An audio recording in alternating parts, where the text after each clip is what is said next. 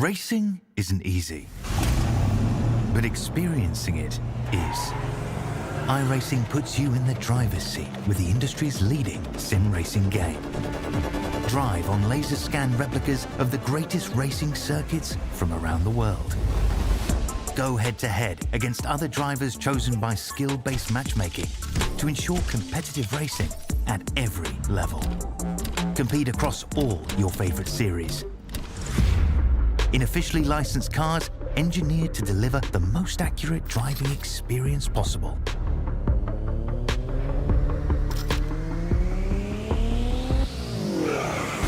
Join a race or host your own with players from across the globe. Race against the computer or in a league with friends. Feel the thrill behind the wheel. Visit iRacing.com.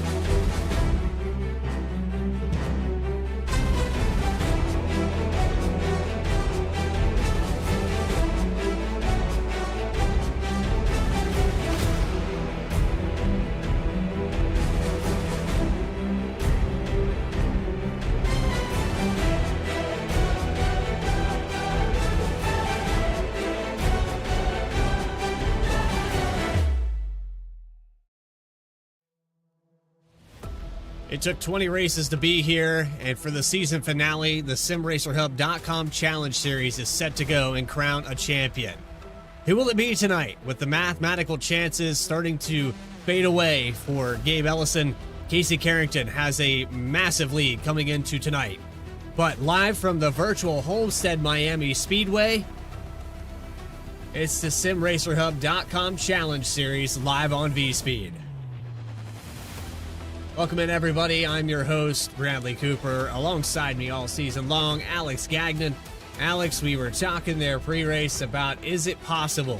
Can Gabe Ellison come back and clinch the title? He had the regular season points lead all the way up to the reset, and since then, Casey Carrington has maintained and pulled away.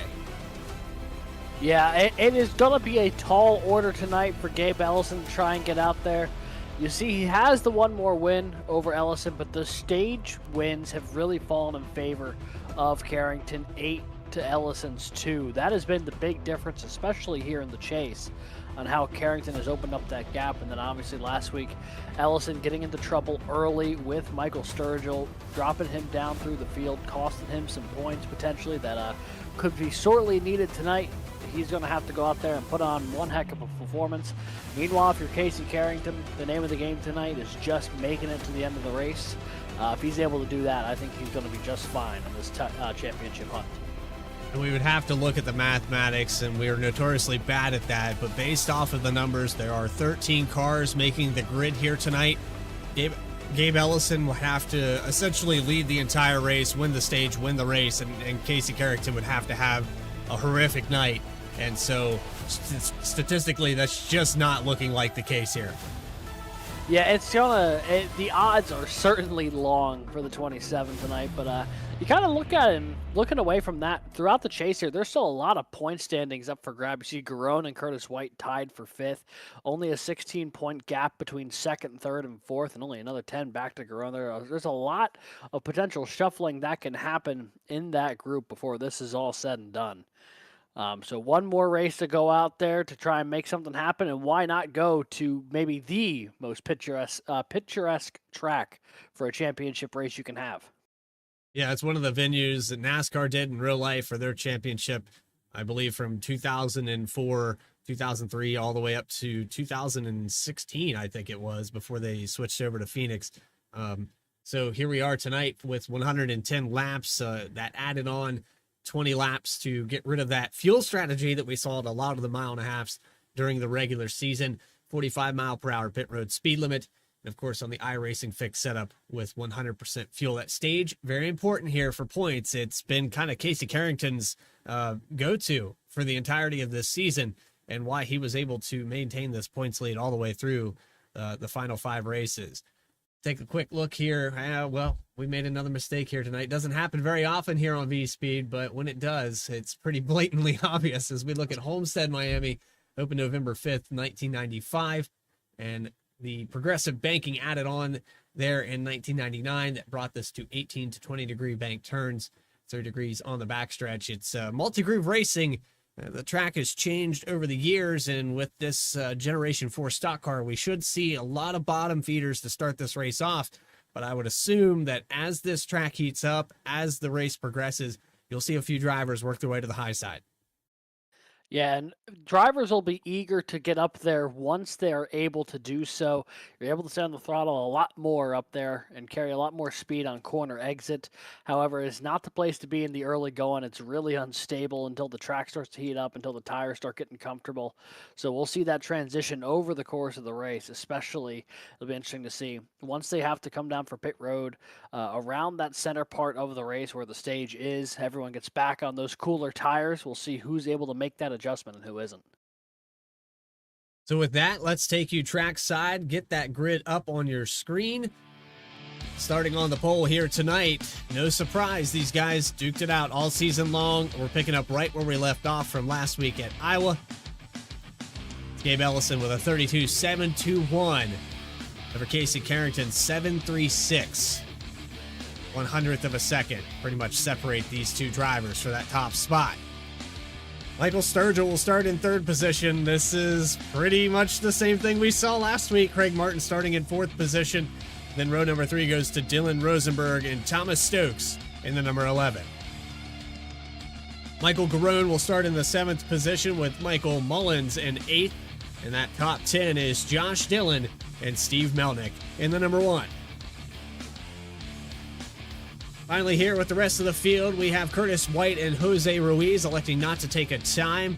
And that final car on the grid here tonight is Clinton Sneed, the league owner, number 49 car. So we talk about predictions, we talk about what could happen all season long, but it really is. This is the end of the season for us here on V-Speed, and for the Challenge Series, it's been a great show. It's a shame that we can't bring you more of a tight points battle here to Homestead, but it's been fantastic to cover all 20 of these races. Yeah, it's been a ton of fun. There's already been some incredibly memorable moments from this season, and perhaps Homestead can add one more to the list before we wrap on the coverage of the Sim Racer Hub Challenge Series. Well, just like that, we're going to go 110 laps. Season finale, Sim Racer Hub Challenge Series at Homestead.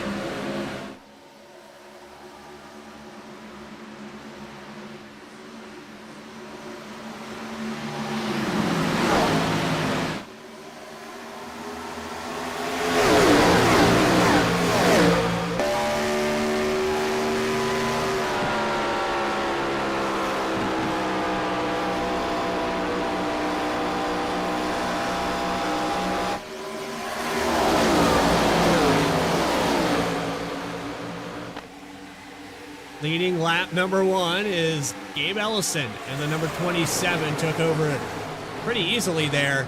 Didn't have anyone contesting him on the outside briefly there on the 43, but Michael Sturgill was able to capitalize that and picks up a spot. Yeah, so now Ellison and Sturgill will settle in 1-2. Carrington, who started on the outside of the front row, will drop back to 3rd, just ahead of Dylan Rosenberg. Craig Martin had definitely a tough time there in the opening couple laps. He's fallen all the way back to 8th here after qualifying 4th.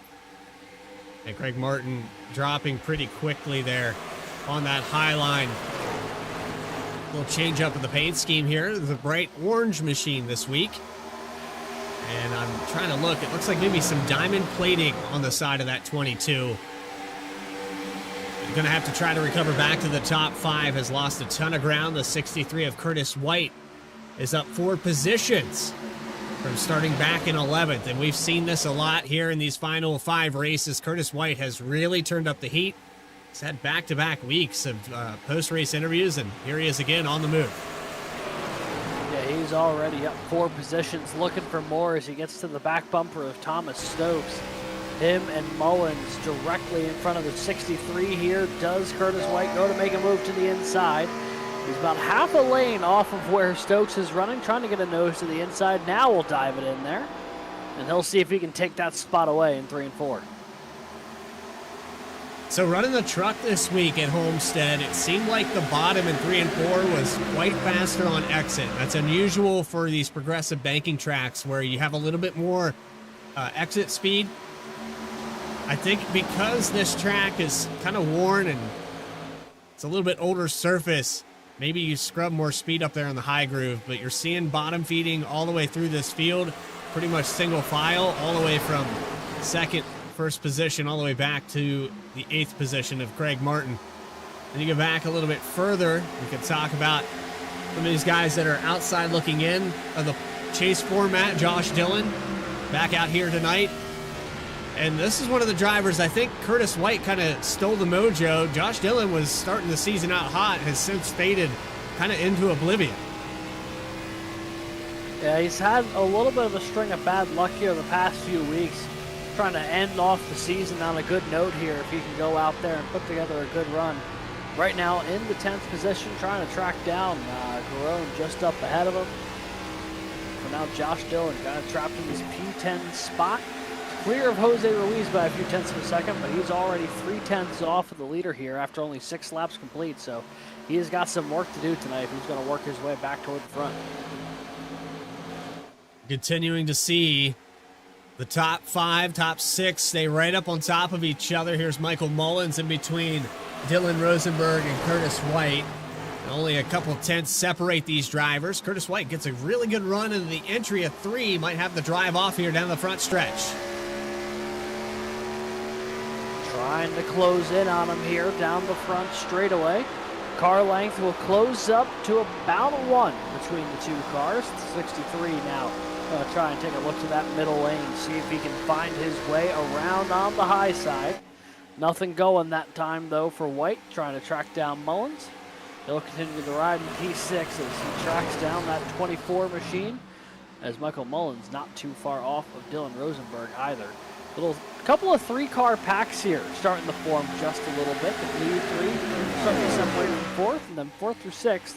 And I guess you can say 7th there, counting Thomas Stokes, starting to separate from the rest of the field. Yeah, they pulled out about a second from Craig Martin in the 22 now. We're watching that run out of the corner for Curtis White. Looks like he has the drive off, but the car's just not cooperating. Looks like it's kind of snapping free a little bit here. Watch the wheel as he comes off of this banking.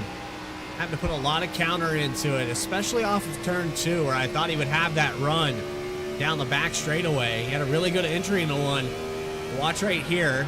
He's going to take it about a lane up from the bottom, and he's able to get back to the throttle sooner than the 24 of Mullins. But right here is where it scrubs off the speed. You see that little bit of counter steer. It's the back end kicking out, and he's losing that momentum. Yeah, he is, and that is costing him just a little bit of time. You see now within the car length of the 24, trying to make something happen here on Mullins. Curtis White was on a charge. Seems to have kind of settled in here into the 6th spot. A couple laps have gone by where he hasn't made it past 4th position, which has been a bit of a rarity with the way this race started. How quickly he was picking them off. Now settling back in, but those 2 lead groups have reconnected and found each other. So now the 7 cars up front starting to separate from Garone back in 8th. There's a full 2.5 between the top 7 and the back 6. So for Gabe Ellison right now, doing what he needs to do, leading every single lap that he can, try to get the most laps led and get this stage victory. Oh, so important there. Mathematics, again, not our strong suit, but I think those are pretty basic concepts when it comes to points racing. You want to get as many as you can, so leading the most laps, leading a lap, and that stage victory, those are the 3 things that the 27 should focus on for this race. Yeah, the 27, if nothing else, is doing exactly what he needs to do right now to give himself a chance, which is go out there, win the pole, start leading laps, and putting himself separated from the 43. Casey Carrington, though, in a much more advantageous situation. He has no real issues, I think, tonight with running in this third spot. You know, he's really good at these fuel strategy type mile-and-a-half races. We've seen it all year long. He's got a hefty points advantage, so he doesn't have to force anything tonight. He can let everything come to him, and I think that's exactly what we're seeing here in the opening few laps from Carrington. You see, maybe going to take a look to the inside of Sturgill. The 3 got a little out of sorts coming off of turn 4. May have opened the door. This is the point in the run where you might see some drivers try a little bit higher line. 13, 14 laps, you're going to start to see those tires heated up enough that the outside could be faster, especially in 1 and 2. Off of the exit of 2, though, it looks like Sturgill gained back some of that time. It's 3 and 4 where Carrington's really getting the run on these 2 Sim Hub cars. On board here with the 43 of Carrington as they make their way back down to the stripe. Ellison just ahead of Sturgill and Carrington. The Cheerios machine now going to take a look to the middle lane, see if there's anything there. No one really starting to push up the hill just yet. A lot of cars still running that apron in the corners. Yeah, and maybe he's just trying to find some clean air for the nose, help set that car down to the bottom, and that can help save the right front. If you ride in the wake of these cars for every single lap, you're going to have to back your corners up, and inevitably you're going to lose a little bit of time.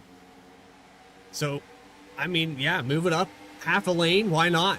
It's not hurting him to do that.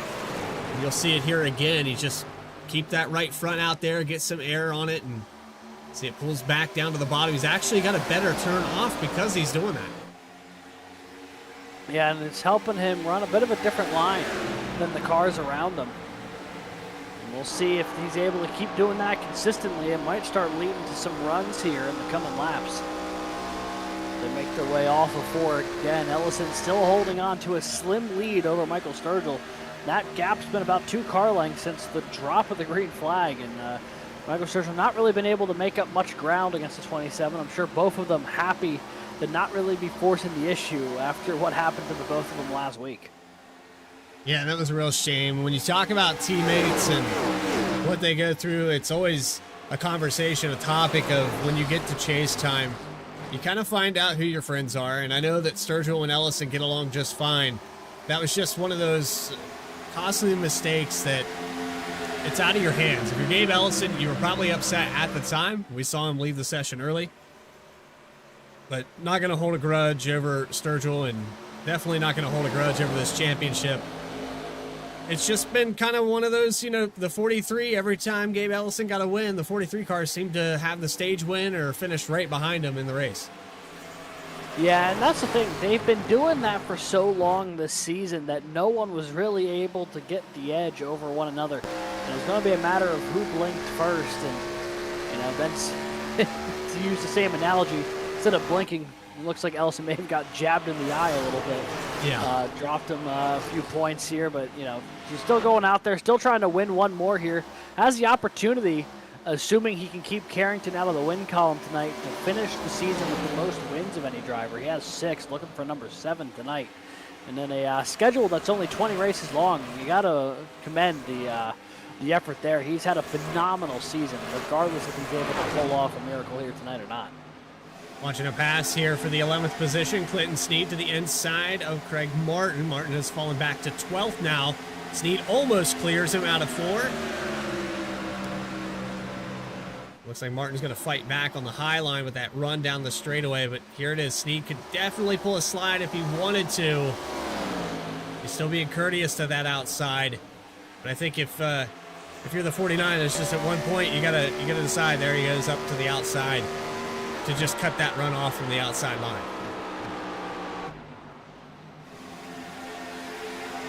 Yeah, and you see the 22 riding way up to the wall there, the 49 running through the middle. Cars starting to experiment a little bit more now, over 20 laps in. Starting to try and force their way up the hill a little bit more, seeing what's up there. Craig Martin not alone in running the high side. Drivers seem about split 50-50 in the back half of the field here where they want to be putting their race car. And this battle for 11th not done yet. A good run off the corner for Craig Martin. He might have a run going into 3. I think Craig Martin just found something out there as he entered high into 1. He came down to the bottom in 2, and he got one heck of a run down the backstretch. I don't know if it'll work here in 3 and 4, but definitely want to try that again. See if it was just a fluke. Yeah, he also just got a little bit loose there off of 4, so no real progress gained that time on the far end of the racetrack. But here, see, running the middle this time in 1 and 2, but now going to try and cut his way toward the bottom a little bit. Is he able to get that same kind of run off? Doesn't appear so. I'm not entirely sure. I think Clinton Steed has cleaned up his line a little bit as well, seeing how close the 22 got a lap ago. There's another battle on the racetrack for the 4th position. Mullins to the inside. That's Rosenberg there on the high line. He's been running in 4th for quite some time, and then just in front of them, Sturgill and Carrington were about to go side by side out of the exit of turn 2. Hasn't happened yet, but Carrington has looked a couple different times, and it looks like Sturgill has moved it up the racetrack a little bit here. Yeah, really loose out of 4. Still trying to save it. You might lose out here to Carrington, door to door at the line. Sturgill had to do everything and more to keep that car going off the wall there in turn 4. Got really, really loose. He's going to lose out here to Carrington probably, and that will move the 43 up to 2nd. So now 1-2 in the championship, running 2nd and 1st. Back on offense, though, for Sturgill, back to the bottom in 3 and 4. Carrington way up the racetrack here, almost into the marbles, and gets a little loose himself. Sturgill's going to fight. They're losing ground. This might be part of the plan. And he's returning the favor from Michael Sturgill for last week, going to help his teammate fight off the 43.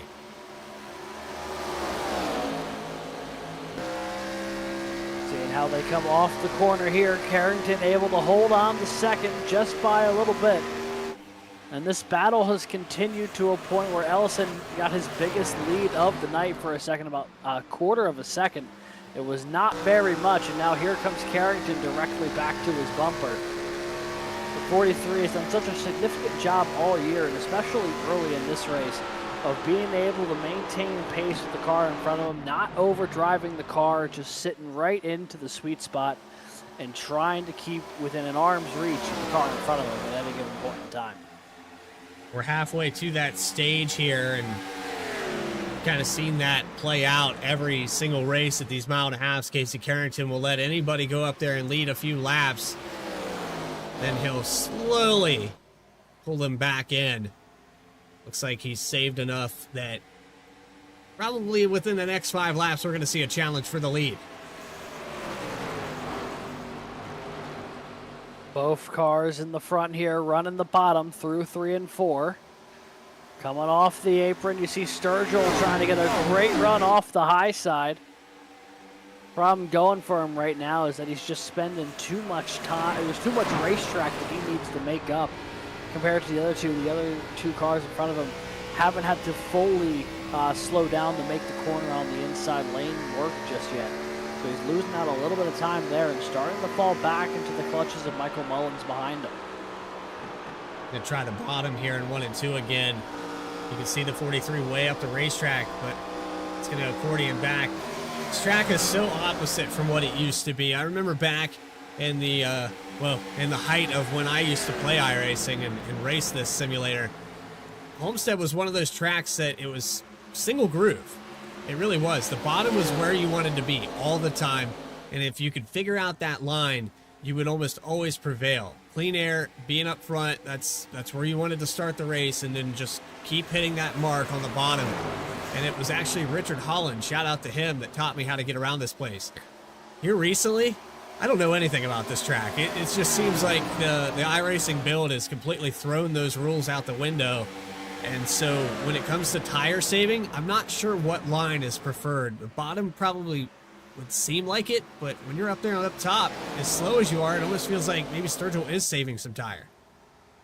Yeah, the inside feels like it should, assuming you don't overdrive corner entry. You know, as long as you aren't sending it in there too hard, you should be able to manage that right front all right. I got to imagine that outside lane, with how not necessarily gingerly you have to get around it, but at this point, how much you don't need the force running that wall side, also not too bad. I don't know if we'll really have a clear indicator until closer to the stage break what line seems to be doing better for Tyler, because we know that these guys are really consistent lap over lap. As you see, Mullins actually peel off down pit road, an early taker here down pit lane. Probably not going to make it there on those 55 laps, so let's split it in half. We have 3 tire sets today, so why not for the 24? I don't foresee anybody making it all the way through, so this short pit could benefit the 24 car overall. So an early strategy call here from Mullins. How will this go for the other driver of the field? Did anyone else from this front group elect to pit as well? Does not appear so. And that might be good news for the 24. An extra lap to, have fresh tires compared to the rest of the field. He will cycle out a lap down, although I don't believe it'll be by that much. Oh, actually, I see him there coming off the turn two. It will be a little bit. Should all cycle back through, though, and it was a decent stop there. It looked like he got on and off pretty clean. No speeding penalties. That's another focus that, the 24 had that race locked up. We've talked about it before at home at Auto Club, and just one of those what could have been.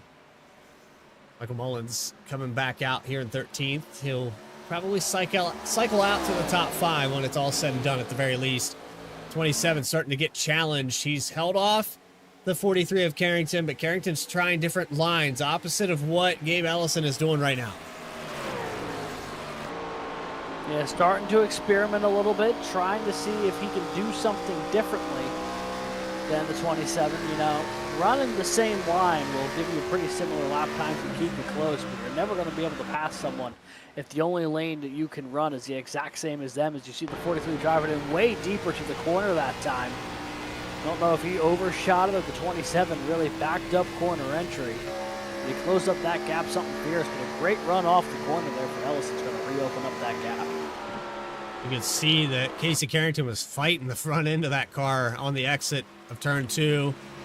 Back and forth down the backstretch. Had to fight that thing just to keep it going straight. He's fighting it again here. Really driving the doors off of it here in lap 35.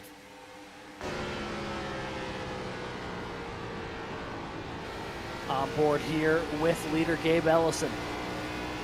He's going through the corner, keeping an eye on that mirror as Carrington went to the bottom of that side. Ellison went up top. Got within 1/10 of a second. By the time they get to turn 3 again, it's a quarter-second gap once again. So Gabe Ellison doing a really good job right now, maintaining that gap and doing a good job managing it, not letting the 43 get too much of a run. You can see the 24 Mullins going to come up here and get his lap back in just a moment. Down to the bottom here in 1 and 2. Like a rocket ship goes by these front 2 cars. I think right now, Mullins, I think he called it right. I think this race is going to stay green, and that's part of the recipe, is it has to stay green for this to benefit him. But I like where he is. He's starting to pull away. He's making up a ton of ground. I think he's going to force the hand of someone in this top 5 here soon.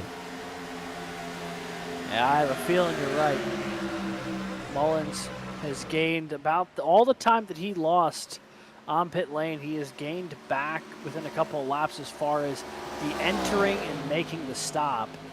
All that was, that much time is on the board. But all the time he spent leaving his box and getting off the pit road, he made up in just a couple of laps. So he is catching these leaders with some really good pace here. It's now Sturgill on pit lane as well. A couple more cars going to be getting their service done any minute now, I'd imagine. There comes the leader, Gabe Ellison. Casey Carrington will inherit the lead, but that will mean an alternate pit cycle here between the 27 and the 43. And Carrington will get his first lap led of the night. Staying out as long as they could. 1 lap shorter at the very least. Casey Carrington probably going to come down next time by.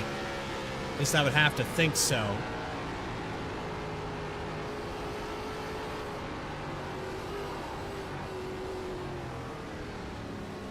there he is. So Still more in cars. Rosenberg. Yeah, I'm about to say more cars continuing to come down pit road. Stokes as well and come down with White. Rosenberg inherits the lead, and now I think there's only 6 or 7 cars who are yet to have come down pit road at this point. There's one of them that will probably stay out as long as possible to get a lap led here tonight. Jose Ruiz in the number 6, started in 12th, now in 2nd with this pit cycle. I'm curious where Mullins is going to cycle out here. He's about 3 seconds ahead.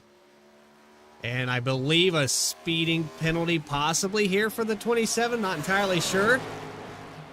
Oh, that would be devastating if that's the case. Maybe a mistake off of pit road. I'm not sure, but he lost a ton of ground to Casey Carrington. You see, he's... Oh, he cycles back out. the Okay. spot in front of him, but I mean, it is barely. The gap that he had going on the pit road was about a quarter second, and it looks like it's going to be about a quarter second here as well. And with Rosenberg coming down pit road, and 3 cars now yet to come down, Jose Ruiz leading that group. This right there is the leader when everyone cycles through. That's Michael Mullins. And him coming down pit road early has given himself a healthy advantage over Michael Sturgill, but also what will be the oldest tires in the field coming to the stage. It's about a 6-lap difference, and the fall off based off of lap times is about a full second for all these cars. And Michael Garone still out there on the racetrack. He's about 2 seconds off of his best lap time of 33.255 and a 35.247 for that last time by. You can see trying to gain some ground on Jose Ruiz, who's just now coming out of turns 1 and 2. It's been a weird cycle here with the pit stops. Is anybody going to make it? I don't know if is Ruiz just praying for a yellow, or can he actually make it to the end of this stage? It would be quite the stretch. Yeah, it would really be it would be impressive if they're able to, but I would imagine it's unlikely given how early everyone else came down pit road here. So I think Ruiz, Garone, and Sid is going to let this thing go until they almost run out of fuel in the hopes that there could be a caution somewhere out on track. Meanwhile, what a little duel here. Sturgill, Ellison, and Carrington. Sturgill, with the best pit stop of the 3 of them, was able to jump them both. Came down a lap before the 27 and 2 laps before the 43. And that track position doing wonders for him right now. Clean Air treating the 3 car pretty well here. Again, we're just over 10 to go on this stage. It looks like it might go to Michael Mullins based off of this time. I think the 24 has enough of a comfortable lead of 7 seconds. It hasn't dwindled down fast enough for them to catch him before lap 55. I don't think that's going to happen. Yeah, it's seeming unlikely at this point. Take a look here on board with the 43 of Carrington. Looking to the outside of Ellison. Oh, he's going to be able to get the nose in there. 27 didn't think he was clear to close it off. And now door to door into 3 and 4. As the 2 of them are continuing to try and track down. Michael Sturgill also got to clear the lap car of Steve Melnick, who goes all the way to the bottom. Oh, Ellison, hard move up to the wall. He's going to hold off the 43 for now. Don't tell the 27 this championship battle could be over. He is going to be fighting for everything out there with this championship rival. Well, this is one of those statement pieces where you say, hey, if last week didn't happen, this is what I was going to do to come out and maybe get enough. And so when we came into that race at Iowa, I believe it was 5 points. I could be wrong on that. Here tonight, could have been one of those races if the 27 had got that victory last week and got that stage win. We could have been talking about, 1 or 2 points separating these 2 coming into tonight. And that comes down to who leads the most laps or who got the stage victory. It's, this is exactly what he could have done. And the what ifs, I'll say the what ifs will definitely, I would imagine, plague some of the drivers who came close this season. but also just all the more reason to feel confident going into next year about what their chances could be. Michael Mullins, especially one of those guys, only a couple wins on the year, but had a lot of opportunities that went by the wayside late in races. I think these could be a real contender next season around. I mean, he's had some wicked speed this year. He's just had some bad luck or some missed time penalties. Yeah, just executing every single lap. That's what crowns you a champion. Gabe Ellison, Casey Carrington, Michael Sturgill, and Michael Mullins. I mean, that's the list of drivers you think about when it comes to executing every single week. And just Mullins had a little bit more errors than those other three to put him behind the 8 ball. And you can even go as far as like Dylan Rosenberg and Michael Garone, Curtis White, some of those guys that had figured it out later on in the season, had problems early but cleaned it up. And that maybe too little too late, but they have a lot to build on. They put a good foundation down for next season. Yeah, absolutely. And that's an event like this, one more opportunity to go out there and try and prove something if you felt you haven't had a chance to do that already this year. We're seeing a potentially great opportunity here for Mullins. That gap for the lead has come down to 4.3, but it's not flying down compared to what I think I would have expected with him being on 6-lap older tires. He's doing a pretty good job running similar lap times right now to the 27. Watching side by side for the second position. 43 looks to the inside again. They pick up right where they left off in that last run. But here, this time around, Casey Carrington has 1 lap fresher tires, so it's going to be a taller order for Gabe Ellison to hold him off. All the way down to the bottom for the 43. They'll be side by side down the backstretch. Gabe Ellison going to hold him off one more time.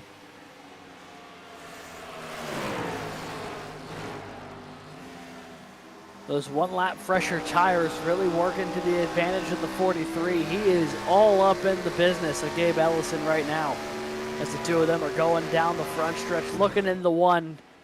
Carrington is there. He's going to try and make his move right here to the inside. He might be able to clear him here if he's going to slide up to the wall. Not that time. Ellison going to stick the nose back in there. Door to door they go in the 3.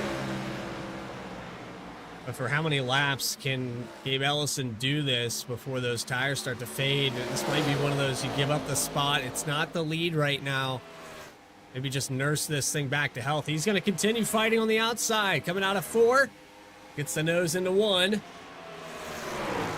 Right here is if we're going to see the slide, this is where it's going to happen. Down to the apron again. Going to try and slide up. Did not get as good of a run that time by. Ellison was already there at the corner exit. Got a nose ahead into 3. The duel will continue. 27 all the way up to the wall. 43 a lane off the apron. Coming to the line once again. A dead heat coming to it. I mean, they might have been identical there at the line. They're chopping time off this gap to Michael Mullins. Now it's only 2.3 seconds despite the fact they've been battling side by side. When they continue to battle side by side, one of them has to be using their stuff up as Gabe Ellison finally is able to get the 43 back behind him. Phenomenal drive there, especially when you talk about that 1 lap advantage on tires. That could be a 1/10 of a second overall. And you can see that the 43 does have more speed on the exits, but because he's got that car to his outside, just not able to complete the pass. White flag in the air next time by. Looks like Michael Mullins is going to hold him off long enough. This gap is just under 2 seconds. Yeah, it looks like this will work out in favor of the 24.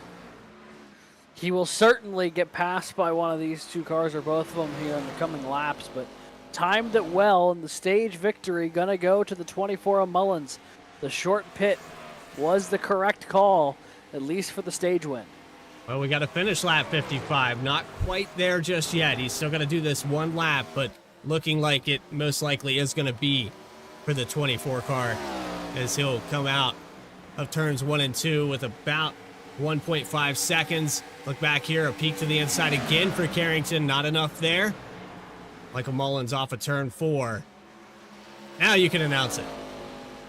All right, well, going off a turn for this time by, it will be the stage win for Michael Mullins. Pitting early, did the job there for the 24. Things are looking good for him so far, but he will definitely be off cycle compared to the other two lead cars who are rapidly approaching him. So now the situation is, how long does Mullins hold these guys on? He's got it down to just under a second. Halfway through this race, I think it's a prime opportunity. Let's find those volume knobs. Let's turn it up here and get loud. Presented by 29 Graphics.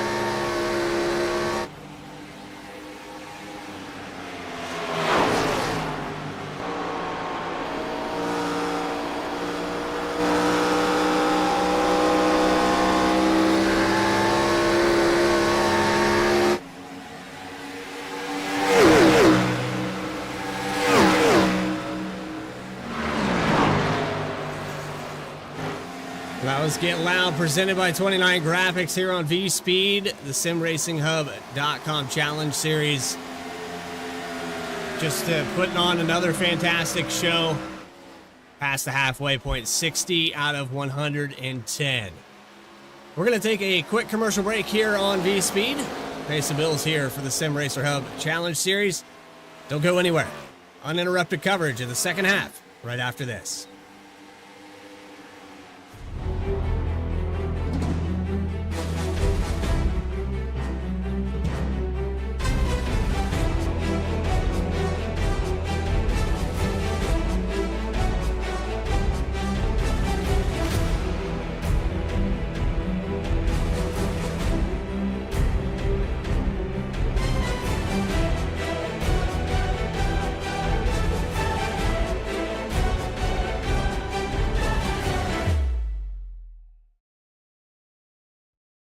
Racing isn't easy, but experiencing it is.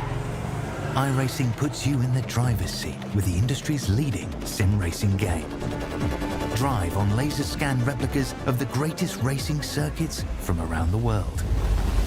Go head-to-head against other drivers chosen by skill-based matchmaking to ensure competitive racing at every level. Compete across all your favorite series. In officially licensed cars, engineered to deliver the most accurate driving experience possible.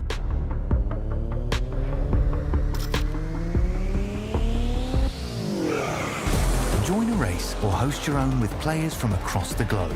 Race against the computer or in a league with friends. Feel the thrill behind the wheel.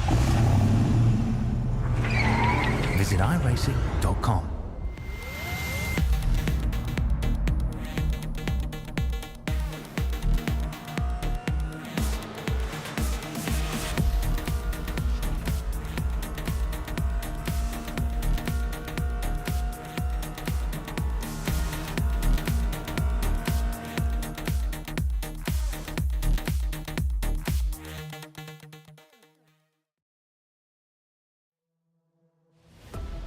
Back here live at Homestead, Miami. The season finale for the SimRacerHub.com Challenge Series.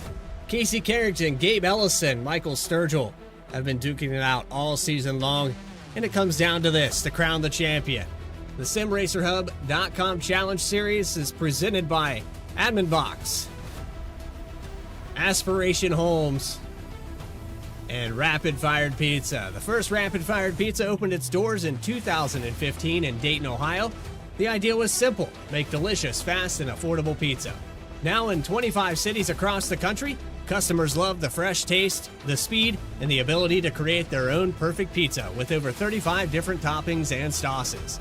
You can go to www.rapidfiredpizza.com for a location near you.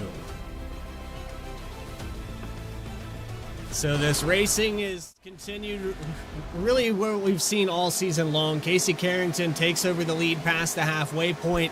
Gabe Ellison is right behind him. And it was Michael Mullins who got the stage win, so nullifies the points there for Gabe Ellison to go out and try to capitalize on what is mathematically probably not going to happen.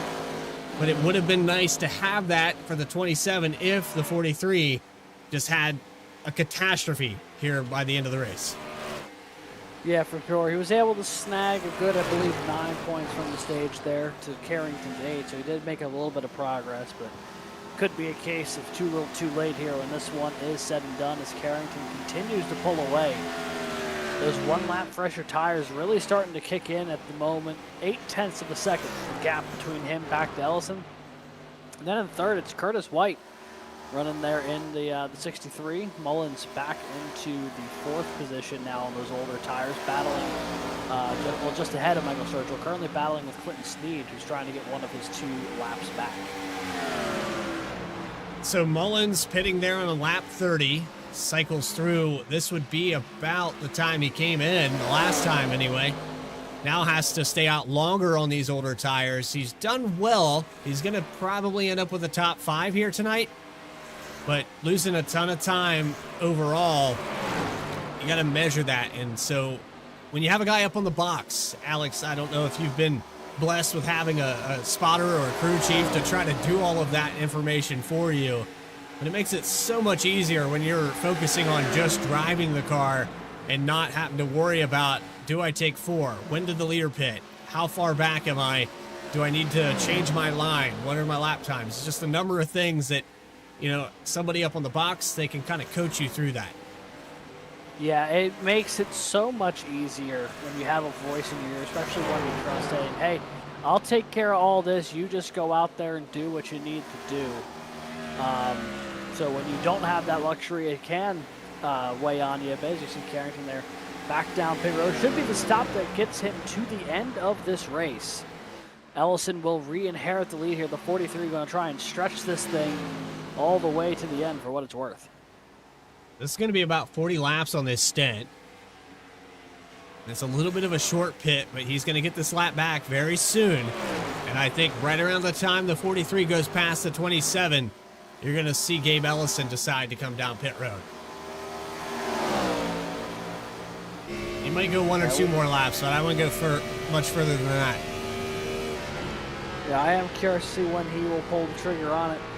The downside of waiting a little bit is you see obviously the 43 just driving away from the 27 right now. However, if you're Gabe Ellison, every lap that you can wait will give you an advantage on that ensuing stint. But you got to do the math right of how much time can you afford to give now versus how much you can get back later. Yeah, how much time do you have left to get it back? Done. Yeah. That's the factor there is that we're down to 40 to go. And so if you're Gabe Ellison, Curtis White, you're seeing what the 43 just did, and you're thinking, okay, if I stay out 2 or 3 more laps, I'll have a tire advantage. However, for every lap they stay out, as you were saying, he pulls away from them. We saw it with Mullins, had a healthy lead of over 8 seconds, and it took these drivers almost 20 laps to catch him. Yeah, and that is, I'm sure, something that is sitting fresh in the minds of both Ellison and Carrington right now, knowing that 8-second gap could be erased in about 20 laps of like good, consistent driving. And I'd imagine that is something Ellison is trying to gauge of how much can he let that gap open to the 43 before he also pulls the trigger, comes down pit road. Can't imagine at this point it would be too much longer given how, I mean, it's a quarter of a track at this point, basically, between the 27 and the 43, and I can't imagine he'd want to let it open up much more. Well, he's probably also thinking about that 63 car that's behind him, because if he pits a lap later, he could have the tire advantage. And Curtis White's been bad fast. He has been within range of these drivers. He will have the same advantage that the 27 has. So if they are able to catch up to the 43 of Carrington, look out for Curtis White. I mean, he's really been on the edge of winning one of these races. And he is on the cusp right now of picking up another one. You see on board here, just trying to reel in Gabe Ellison nice and carefully here.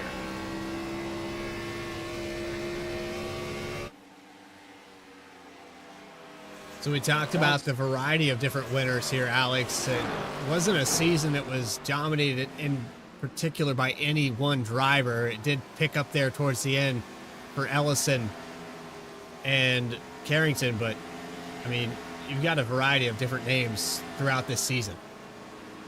Oh yeah, I mean, absolutely. You look at some of the cars that have won races this year, and there is a decent spread across the board. I mean, you look at it, we've had, let's see, 1, 2, 3, 4, 5, 6, 7 different drivers win a race this season. And this is, I believe, the 20th or 21st race of the year. So, you know, we're averaging a new winner every couple of weeks. And obviously, we've seen Carrington and Ellison up at the front most weeks. They've been some of the fastest cars in the field, but that doesn't mean that they have been running away with it every single week. I mean, we've had a lot of cars who have been able to come in and, you know, when you're able to execute, they go out there, steal a win from some of these championship contenders. It's the consistency that has put the 43 and the 27 up there compared to some of the other cars in the field. But there has been, any given week, there is several other cars outside of that group of 2 or 3 cars that have been able to walk up and pick up some really good pace and maybe walk away with a win. I got numbers for you. 5 wins for Casey Carrington. Gabe Ellison had 6 this season. Mullins with a win. Michael Sturgill with 3. Then we had Sheldon Atkins with a victory. Daniel Giroux, who has not been present here for the last few weeks.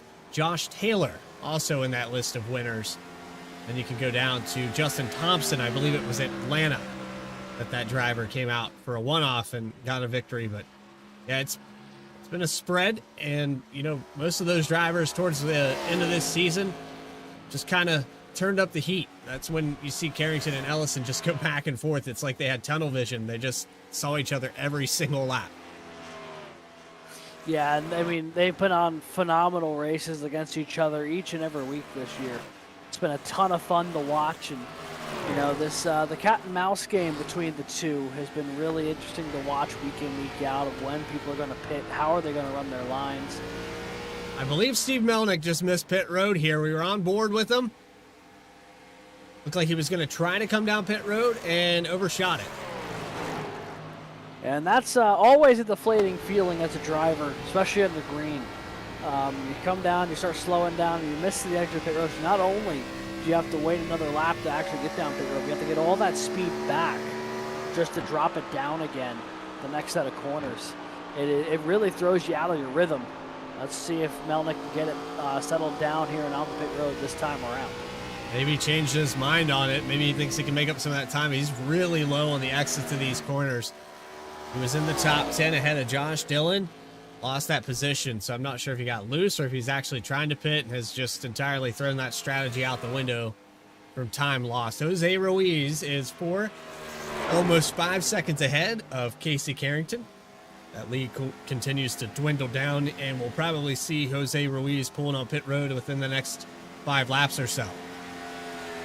Yeah, Jose Ruiz has never been afraid in this league to try and run the long strategy. It's gotten him a couple of top 10s when he may have not had the pace for it otherwise this year. It's worked out in his favor several times. So at this point, you know, you don't really have anything to lose to try and do something different from the leaders, but you have something to gain if something were to fall your way. We were talking about that lead that the 24 of Mullins had pulled out. He just came down pit road. He cycled out to 7th position, but it was 8 seconds when he came out. For Casey Carrington, this short stint has brought him out 11 seconds over Gabe Ellison.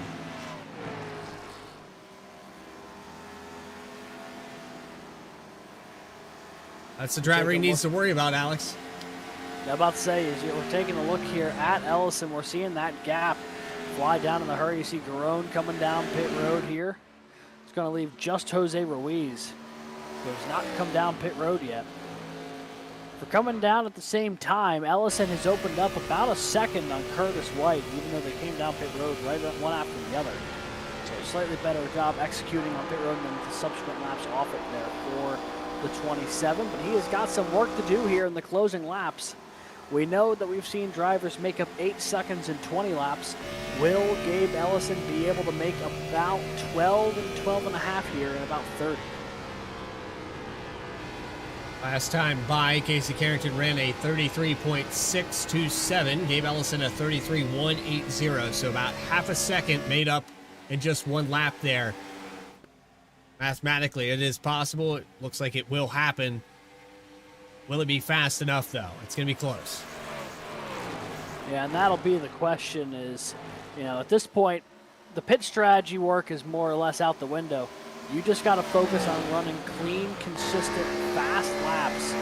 Don't catch traffic at the wrong point in time. Just go out there, do what you need to do, and just hope that you played your math right on the pit strategy game. So that the numbers part is over, and now it's just a matter of execution. Hit the lines, hit the marks, keep driving it. Gabe Ellison, 10 seconds now. You'll see on the left-hand side of your screen as Carrington took over the lead from Jose Ruiz, is now pulled out about a full second from him in the 6 car. Ellison continues to shave a little bit of time off there. Another 5, almost half a second, 5/10 that time by. And just pay attention to this battle. Not far behind Curtis White, a little bit slower on the pit lane. You can see that 37.2 seconds down pit road for Casey Carrington versus Curtis White, who took a full 40 seconds. It's almost a 3-second difference, and it's translating onto this racetrack. Yeah, that's been the big difference here from that last pit cycle, and we're seeing the distance that equates to on track right now. A huge swing in momentum from how close White was entering pit road just a few laps ago. But this, he still has some time to try and track him down and subsequently try and track down the leader here, Casey Carrington. His next time by, there'll be 25 laps to go, and they are making some decent headway. That gap now under 10 seconds from Ellison to him. 25 to go, half a second a lap. Puts him within a second there on quick math. We're just going to have to wait and see because there's still a lot of lap traffic. You've got back here with the 11 of Thomas Stokes, the 12 of Josh Dillon. This is for position, 8th spot on the racetrack. As you see Stokes trying to fend off the 12. We've been caution-free thus far, but these guys have much fresher tires. Here comes the 11 of Stokes to unlap himself. Yeah, and that has also been a theme of the season as a whole, is just the ability to run races caution-free. We've had a number of races this year not see a yellow once, and that has been a point of pride for the league, and rightfully so, letting these things naturally develop. You see Carrington now still trying to figure out what to do with Stokes. Stokes has gotten his lap back, starting to pull away a little bit. But that little battle might not be the only one. Josh Dillon in the zip code of trying to do the same thing in just a moment here. And that could also potentially hold up the 43 just a little bit here on his quest for a 6th win this season. Watching on board with the 12 of Josh Dillon. We watched that pass by Stokes, and that time by, it was actually a bigger gain for the 27 of Gabe Ellison. Meanwhile, Curtis White is brought it in within half a second, so he is caught up. A lot of time gained here. You'll see the 27 trying to navigate around his teammate in the 66 of Michael Garone, who was a lap down. Just a little off the pace here today for the 66. Maybe out of sorts for the stint. We've seen, I'd say, about 5 different strategies on when is the right time to pit. I don't think there's a right answer to this question. Mullins showed that he can get a stage win with it. Carrington's shown that he can lead the race, but ultimately what cycle was correct to win this race. That's the important one. And for Gabe Ellison and Curtis White, I think they might have had the winner. It's looking more and more likely here as we're keeping an eye on this pace. If they're able to keep up this momentum, I have no doubt that they'll be able to get there. They've cut off about 4 seconds in the past 8-9 laps. And if they're able to maintain that consistent speed over the 43, they will get there before the end of this race. That being said, that math is going to be pretty close. If it's 4 seconds every 9 laps, let's say, they're only 8 seconds back. They get there with about 2-3 laps to go. And then it's anybody's bet what could happen. And that's assuming the tires don't fall off and equalize at any point in that run. That's the spectacle of motorsport overall. And, you know, the cars aren't real, but the racing definitely is. On this racetrack, it's a matter of a couple tenths here or there. That's what's going to separate your winner at the end of this thing. Maybe you come down pit road and have 0.2 of a second down the stall or slip through the box. It's a matter of inches. It's a matter of speed. And so as far as the simulator goes, that's why these guys do it. That's why it's so popular. And a lot of real life drivers use this as a training tool to get ready for week to week racing because it is so realistic. And that's part of the joy of it. You can see, you know, because it is that realistic, because that is that inviting for people to go out there and practice their craft. You know, these people who are driving out here, and with a lot of leagues, but I would say especially the SimRacerHub.com Challenge Series, they have some phenomenal drivers, and I would imagine that the learning curve of taking this to an actual ride would be significantly flatter than someone who has not been having this kind of experiences. I mean, these guys can wheel, and that is for the case virtually, and would not be too much of a stretch to imagine that in person as well. And we have a number of leagues here on V-Speed where we have drivers that race in real life, whether it's local dirt tracks or have involvement in NASCAR and stock car racing. And we see it more and more recently where drivers that are going to some of the Premier Series and the Truck Series and then even the Cup Series have started their entire careers on a simulator, whether it be this or, you know, some other version. And it's not just NASCAR, it's Formula One, it's GT3, all over the place. And I think they've actually had conversations with Max Verstappen recently that he's been on the simulator too much. Granted, that is a much higher dollar setup than I've ever seen, but you can see why maybe pulling him off of that thing when you can get free track time like that, especially... Oh, it's just invaluable. Yeah, NASCAR, and I know in NASCAR's case, they kind of limit testing through the season. You can't go to certain venues because they're having races there. So you can test on tracks like it, but when you can get out there and actually see and feel and be a part of the simulator realm, these places are laser scanned down to a 1,000th of an inch. They're as close as you're going to get without actually being there. Yeah, and that's such the joy of it, and that's why so many people just can't get enough of it, as you would say. And you know, going back real quick to that little bit about Verstappen, apparently one of his favorite things to run is trucks at super speedways. And let me tell you, the idea of the multi-time F1 world champion absolutely causing the big one in the 3 at Talladega just warms my heart. Something fierce. It's not just as easy as it looks, is it? No, not the slightest, and I think he enjoys the challenge of it, especially the simulator one, because, you know, maybe he doesn't want to strap into one of the trucks himself, but the opportunity to do it with, you know, maybe slightly less physical and financial consequences is really nice for everyone, including folks like him. So as we jump back to this race here, Brad, I'm looking at it, about 13 laps to go next time by. That gap, only 5 seconds. It's slowed down. To Gabe Ellison. It's slowing down a little bit. They might be getting a little close here on time. Yeah, we watched there. It was half a second they were gaining a lap. Now it's sitting somewhere around 2 or 3 tenths. Watching Gabe Ellison try to navigate with his teammate there, and actually a little brush with the wall down the front stretch. Time on the left-hand side, 4.7 as they go into turns 1 and 2. Curtis White had it down to half a second, but since they've started having lap traffic come back by them, that gap has grown back to 7/10, and still going to be a top 3 day here for Curtis White. But I think he's probably getting a little frustrated that he hasn't had the outcome with that tire advantage that he probably predicted he would have. Yeah, and like it's clearly been working. The problem is it's equalized, I think, faster than he would have either liked or anticipated, or potentially both. Because he is still gaining time on the leader. Like, he is still reeling them in, but with how many laps we have left in this race, it may not be enough when it's said and done. How many times this year have we seen a race come down to a fuel strategy situation or a tire strategy situation, and then the final lap it just falls one way or the other? I can't. Oh, this guy's been on the bad end of that several times. Yeah, several times. I go back and I'm thinking it's the Atlanta race where he ran out of fuel coming off of 4 and lost that like 2.5 lead right at the line. Yeah.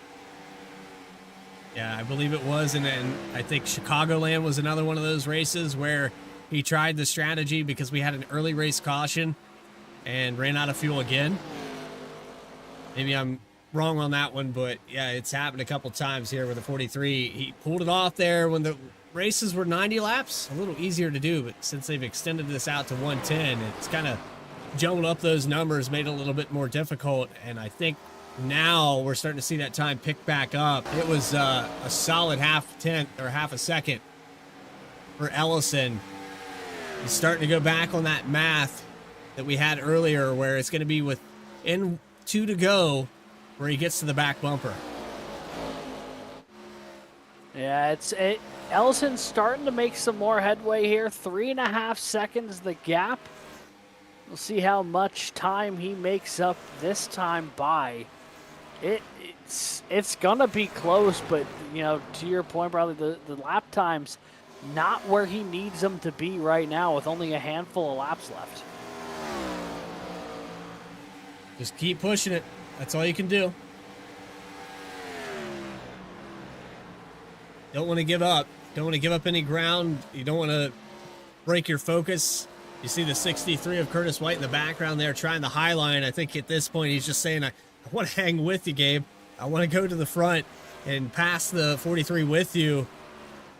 Trying every line he can. Going to go to the bottom here in 1 and 2, actually run the middle.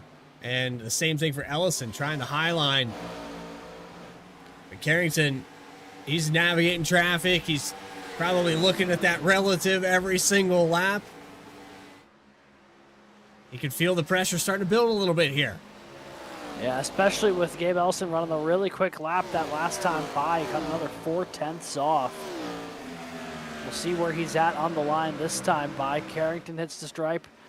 Now Ellison will do the same. Looks like another couple tenths chipped away. You see he's really trying to make up time in corner entry right now, the 27. Drove it in real deep, trying to make something happen. Laps continuing to chip away, though, for Gabe Ellison. It is looking like a tall mountain to climb right now as he tries to get to the back bumper of that man, Casey Carrington. He'll hit the line with 6 laps to go, this time by in a 2.5 second lead.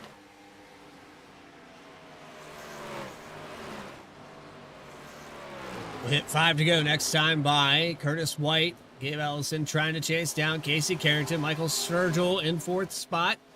Michael Mullins, the top 5. Solid day for the 24. Dylan Rosenberg in 6th position. Got a lap led there for the 91. And you have Jose Ruiz, who's led 12 here today. Thomas Stokes just behind him in 8th spot. And it's Josh Dillon in 9th. Michael Garone just behind him. Battle for 9th position right here as you see the 99 go to the inside. Yeah, Garone going to try and run that inside line. Will he be able to slide up? Not that time around. Door to door with Josh Dillon. They're fighting for the free pass spot in case something were to fall apart here in the last couple laps. Dillon once again to the high side. Garone down low. Can the 66 slide up in front of him this time? He thought about it. The door was not open, though. And they will remain door to door. Bit of contact. They're going to door each other in the one. That was a lot of contact on the front stretch, and I don't know if the 12 purposely did that or not. But we almost had this race unravel. That would have reset the field and put all these guys back together. And you know they still have an extra set of tires. We came into this race with 3 sets behind the wall. That really would have thrown a wrench into the thing. Yeah, that almost completely changed the complexion of this race. Now with 3 laps to go, Carrington holding on to a 1.9 second lead. Ellison has gained another 0.6 here over the past 2 laps, but that is simply not a rate fast enough to reel in the leader at the rate we're going. He is simply running out of time, and that caution almost bailed him out and gave him another chance at it. But alas, not meant to be. 2 to go when they cross the stripe. It's down to 1.5 seconds. It's going to take a tremendous drive and effort for Gabe Ellison to even get to the rear bumper of this 43 car. We questioned that short stint. He came in with over 40 laps to go. The rest of these drivers pitting with somewhere around 30. There's a big difference here in tires, but it's since leveled off, and Casey Carrington is only a couple tenths slower than Gabe Ellison for the white flag. 1.5 seconds when they cross the stripe. Doesn't look like anything's going to happen for the 43 car. White flag in the air. One more time around for the SimRacerHub.com Challenge Series. 1 lap left of the season. 1 lap left to be crowned the champion. Casey Carrington came in with a 30-point lead. He's done it all season long, and he's going to get his 6th win to tie Gabe Ellison in the record books. SimRacerHub.com Challenge Series winner and champion. Casey Carrington in the number 43 is victorious overall. Phenomenal drive there in the back half of that race with Casey Carrington.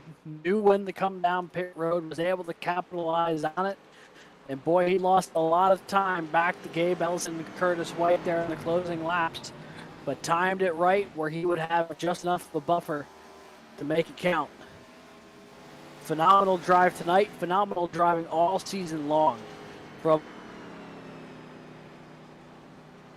having a slight little connection issue there with Alex Gagnon, but to explain what he was saying, it's just been a phenomenal season here for Casey Carrington and everything that he's put together. I know that he's super thankful for the league here and Sim Racer Hub and Clinton Sneed and everybody that put this show on.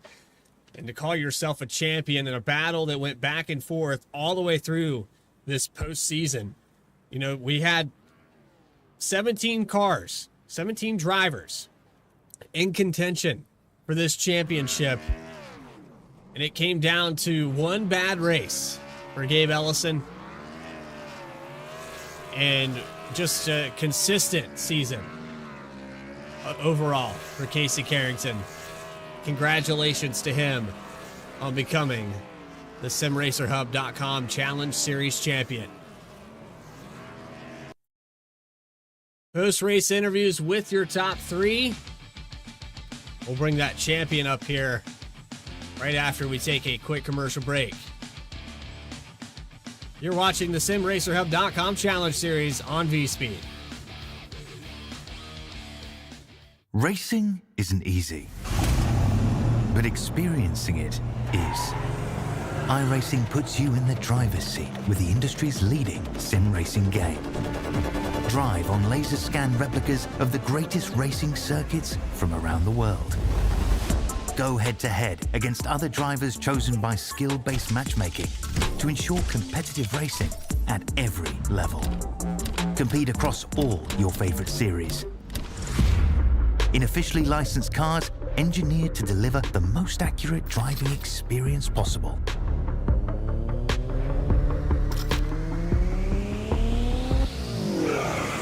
Join a race or host your own with players from across the globe. Race against the computer or in a league with friends. Feel the thrill behind the wheel. Visit iRacing.com.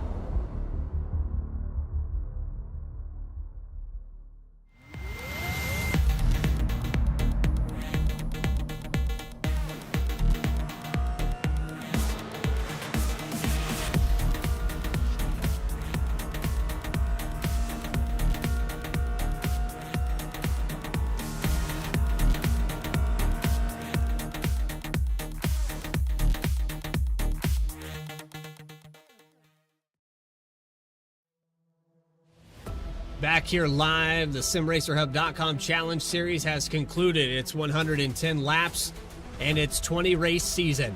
To crown its champion, since 2009, SimRacerHub.com has been the premier destination for iRacing League scoring. Our mission is to provide you with the most comprehensive and user-friendly tools to manage your league schedules, results, points, and stats. Plus, our highly active Discord community is always ready to assist you with any questions or issues. Ready to take the plunge? Create a league today and join our community of passionate sim racers. Find out more at simracerhub.com.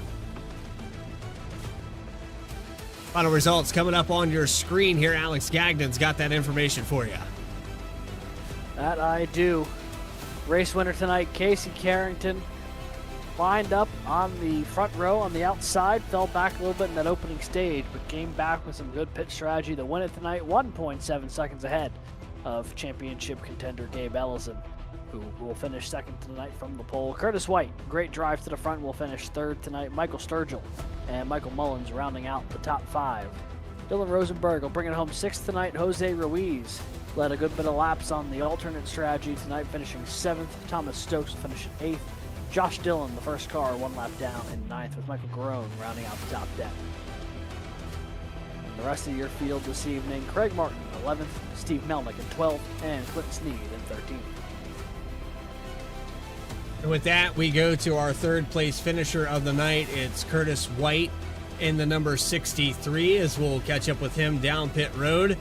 Curtis White has turned the heat up in this postseason. He's been on the edge of victory lane several times, but just another one of those that just got away from you there, Curtis. Yeah. It all started when I hit. It all started when I didn't get a lap in qualifying. If I actually qualified, I probably would have been top 5. If I had actually had time to be up there, I think I would have had a better shot at the win than I thought. Just I'm kind of mixed on it because that was probably the hardest drive I've put all season. But at the same time, dang it, if I actually played my cards right, because from qualifying to slide into my box in the second stop, I don't know how the hell I got third. If I didn't do all those things, I probably would have won. I mean, you can kick yourself all you want, but overall, third place finishes, you do that in any other league, and that's enough to win a championship. If you do this consistently next season or at any other venue, I guarantee you that you're going to find yourself in a championship hunt. And that's what I'm saying. That's why I'm mixed on it, because I wasn't expecting that kind of run in me. I thought it was kind of over from lap 1. So the fact that I was able to claw my way up to third place is it kind of makes me feel a little better, because it kind of shows the speed that I did have. It's kind of I could have like done acquiring the taste for beer. It's not pleasant at first, but eventually you get the hang of it. Yeah. I mean, congrats to Casey. He had a hell of a season. Both him and Gabe had a hell of a seasons. They were the guys to beat. Casey did the undercut strategy on the second stop. I didn't think it would work. It worked just enough for the 24 to get the stage. But with how early Casey pitted, I thought me and Gabe were going to catch him in time. But he was able to have just enough to hold on. And my objective after that second stop was to race Gabe, because I assumed that we were going to catch Casey no matter what. So I just tried to save my stuff a little bit.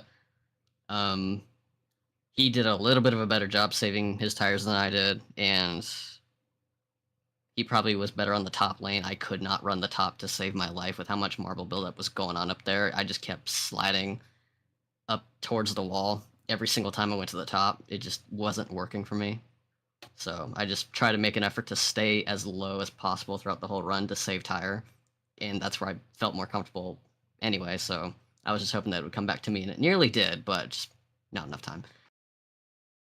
Well, overall, we conclude this season, and like I said, you really turned up the heat here in these final races and the reset. It seemed to kind of clear the slate for you, and anything that happened in the regular season, just a distant memory here. And the SimRacerHub.com Challenge Series, Curtis White looks like going to get a top 5 in the points as well. congratulations to you. Is there anybody that comes to mind you want to shout out? Well, before I get to those, I just want to say the reset definitely did give me new life, because once the playoffs started, I was kind of checked out because I missed the first race, and I was probably, I don't know if anyone else in the playoffs actually missed any of the playoff races except for me. So I was one whole race behind everybody. And then Indianapolis happened, and I had a really good Indianapolis race, and I jumped like 5 spots, and I'm like, oh, I could actually get top 5 here. And Iowa didn't go all that great, and me and Garone were tied. So my objective was to finish ahead of Garone, and I was able to do that, but that wasn't enough for me. I wanted the win. So I'm happy that I got top 5 in points. I'm disappointed that I didn't get a win this year, but I know that I got the pace in the future to contend for wins now, because heading into this league, I didn't know what I had. And now I know, stacking myself against guys that I know are really fast and really experienced at this sort of thing, that gives me a huge confidence booster in the future. If I do decide to run more of these in the future, which I don't know if I am yet. As for the shout outs to my team, RPM, Thomas, Michael Mullins, and Sheldon Atkins, who wasn't able to make it tonight. So shout out to those guys. Shout out MFF. Shout out Casey. I helped him with his Cheerios car last night, getting that thing wrapped up. The thing looks really good in victory lane, so congrats to him once again. And shout out to you guys, and shout out to you, Bradley and Alex, for bringing the broadcasts here on V-Speed. I saw your V-Speed car in the Arco lobby one time. I tried saying hi to you. I don't know if you saw that or not, but it was fun running into you in that one race. Yeah, I probably had my settings all messed up. I tend to jump back and forth in the broadcast to the race rig and never get the settings right. So if I didn't say hi, it was not anything personal. I probably just didn't even hear you, to be honest. But yeah, I'm sure we'll see each other on the track again here in the off season. And happy holidays to you. Hope you have a great Christmas and the New Year's, and hopefully we'll see you back. Hopefully that potential to get a victory, we can see that here on the broadcast. I appreciate that, guys, and happy holidays, Merry Christmas to everyone that's watching. Curtis White, 3rd place and top 5 in the points. He's able to break the tie with Michael Garone after this event. With that, we'll move on to your 2nd place finisher of the race, 2nd place overall in the points. Alex Gagnon has caught up with Gabe Ellison in the 27. Hey there, Gabe. You got a copy? Yes, sir. Well, I guess I'll start with the part that is exciting news for you and your teammates. Whole Shot Motorsports winning the team championship tonight, locking that in officially. Looked like that was something y'all were in pretty handy control of going into tonight, but walked out of it with the team championship. I got to imagine you and your teammates feeling pretty happy about that after this one. Yeah, definitely happy with that. That's a testament to us being consistent, and also just showing up week in and week out. That's probably the biggest part of it, is showing up, doing the best you can, and I'm glad that we were able to at least win that. Yeah, so let's talk a little bit about the race tonight. Obviously started on the pole, led the opening 43 laps or so, and then we're in the hunt most of the night, but it came down to that final pit stop strategy. Do you think if things had worked out differently, were you going to be able to track down the 43? Did something happen that held you up from getting there? Well, when I pit out on the first stop, one of the, I can't remember who it was. Somebody was making their green flag stop the lap after me, and they put in the chat that they were pitting, but where I was pitting out, I did not see it. So I drove in the bottom of the 3 and 4 and about picked them up and wrecked them, and I checked up a bunch and lost a bunch of time. That put me behind Sturgill on the first green flag cycle, when I would have been ahead of him if I had not done that. I don't know if that changes the result, but that would have at least kept Casey at bay for longer, setting up that final pit stop. I think long run he had the pace on me regardless, but that definitely was kind of the early nail in the coffin. I tried to recover running the top some in 1 and 2, but I think that just all that did was kill the tires. But I figured I had to try something different at that point. Yeah, and that working something different almost panned out for you tonight. It came up just a little bit short with the way that all came to be. But ultimately, 6 wins on the year, second in the points. How would you assess this season as a whole for you?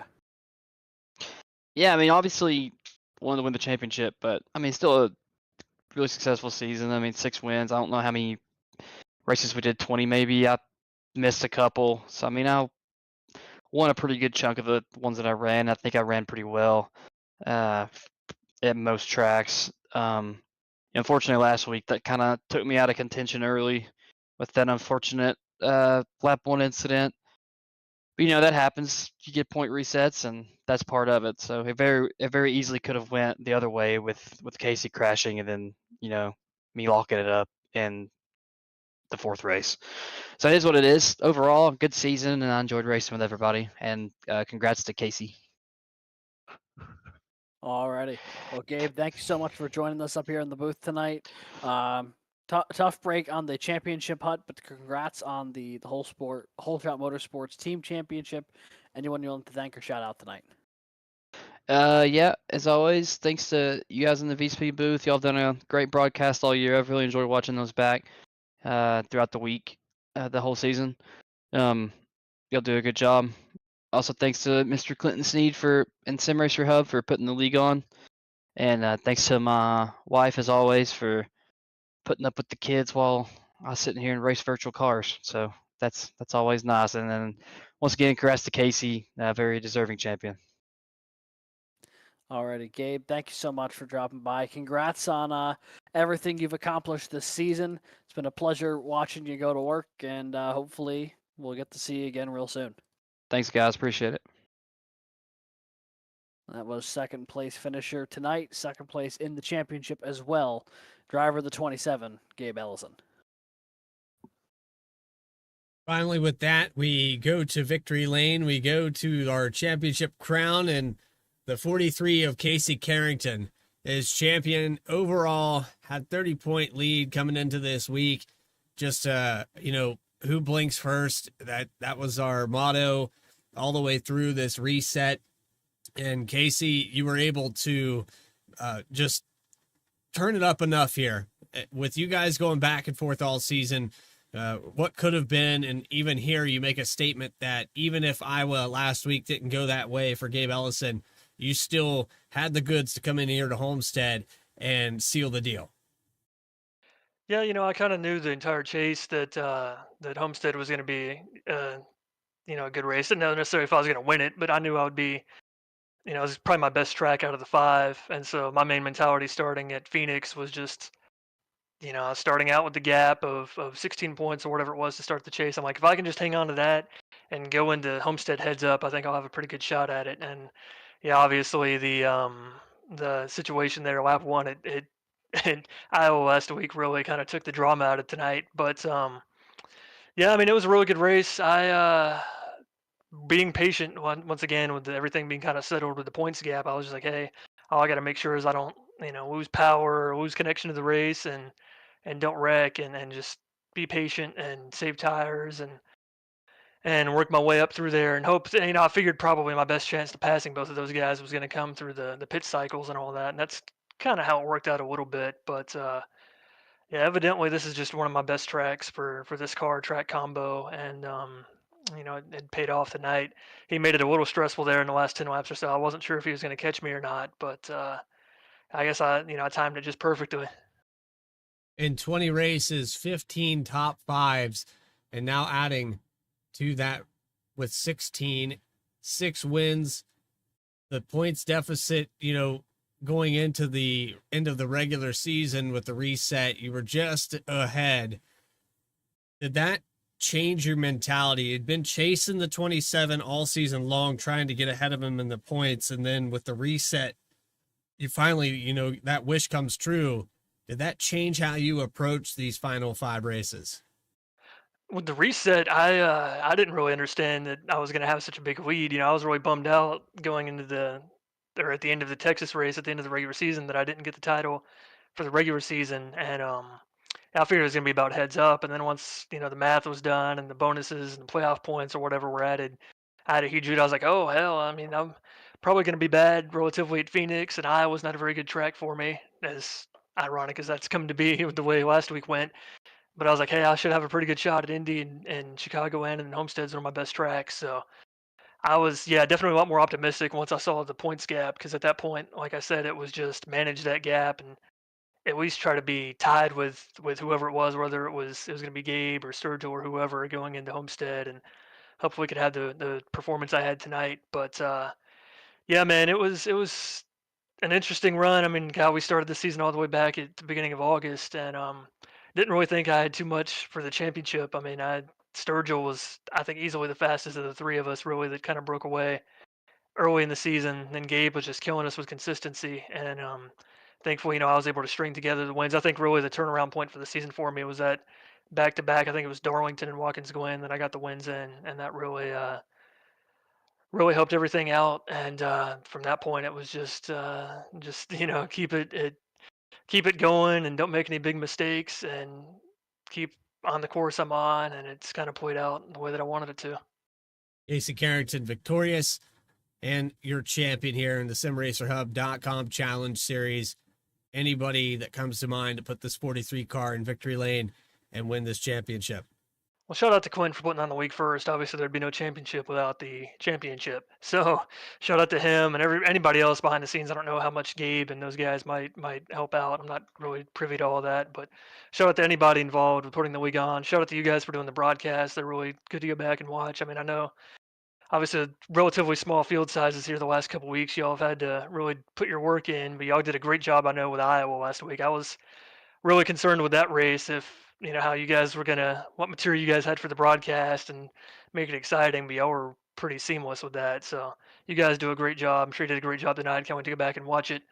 Shout out to my team. I guess really at this point it was just me, Josh Dillon, and CX2 Racing. It was just the two of us. Shout out to the sponsors, Admin Box, Aspiration Homes, Rapid Fire Pizza. Thankfully it's scoring across the bottom this time, so I can get those all in. Shout out to everybody that raced. I mean, that stuck around. Craig, Daniel Giroux, his work schedule changed. He couldn't show up anymore. Dylan Rosenberg, Steve Modick, everybody. I mean, this was easily the best season that I've had as a driver in a league. And like I said, even for the relatively sparse fields we were having towards the end of the season, it was still some pretty good racing for the cars that were there. So shout out to that. And shout out to everybody that watched every week, watched tonight, watched all the way back at Daytona, hell, like 4 months ago. Yeah, this was one heck of a season. Casey Carrington, we appreciate the compliments. We appreciate your time. And again, congratulations to you on putting this all together and being able to best some of the greats here. I've watched quite a few of these guys. I've seen Gabe Ellison and Michael Sturgill race in other places, and those are two of the best guys that we see here on V-Speed. So congratulations of adding your name to this list of champions that we've had the pleasure of broadcasting. Thank you. Thank you very much. And with that, we are concluding our season here for the SimRacerHub.com Challenge Series. It was a fun one. Alex Gagnon, any final thoughts before we let him go here on V-Speed? Just want to say thank you to everyone who's helped put this league together. To you for allowing me to join you up here in the booth, and to everyone who's watched this season. It's been a blast bringing you coverage of this league. Some of the cleanest racing that we've seen in any league here on V-Speed. They've been phenomenal all year long. Ton of fun races. Overall, it's just been a really positive experience, I think, being a part of this and being able to help bring these races to folks at home, because it's been a ton of fun. Well, don't go anywhere. We still have plenty of more racing through this week. Tomorrow night, we're going to have the Roughneck Racing Truck Series. SNR has concluded their season, crowned their champion with a third different champion. Joshua Banks was able to win that championship at SNR. We're going to pick up right where we left off tomorrow at 8 p.m. Eastern Time, 7 p.m. Central. Hope you can join us here on V-Speed for that. But until then, have a happy holiday, Merry Christmas, Happy New Year, and we'll see you next time here on V-Speed. Stay tracking. Take care, everybody.